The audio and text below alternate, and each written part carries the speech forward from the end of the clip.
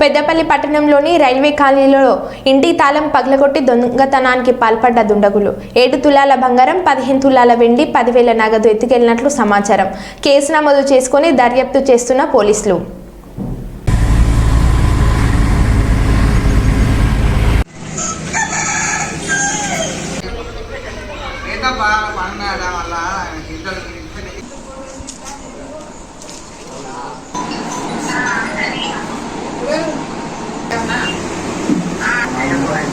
దేని గురించి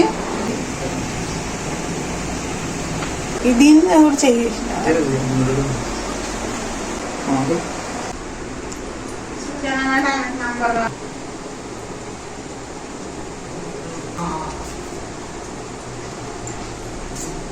కిందేసిండాడు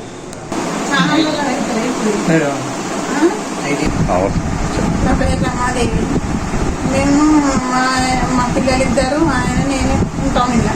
అయితే ఇప్పుడు మొన్నటి నుంచి మా ఆయనకు ట్రైనింగ్ అని హైదరాబాద్ పోయిండు. మా బాబు అక్కడ హైదరాబాద్లోనే ఉంటాడు, మా పాప హైదరాబాద్లోనే ఉంటుంది. నిన్న మేము టెంపుల్కి వెళ్దామని పెద్దమ్మ తల్లి టెంపుల్ కానీ హైదరాబాద్కి పొద్దున 7:30 పోయినా.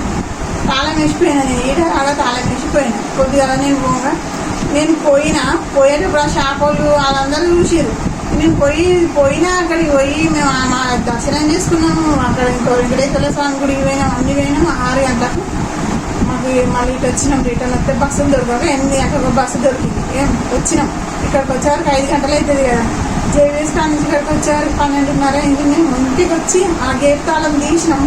లోపలికి వచ్చి ఇక్కడ చూసే వరకు మాకు ఇది లేదు, తాళం తీసి ఉన్నది, డోర్ ఓపెన్ చేసి ఇటు చూసి ఇక్కడ చూసే వరకు ఏమున్నది, మొత్తం బీరులకి బట్టలు ఇచ్చి బంగారం అంతా ఎక్కువైంది.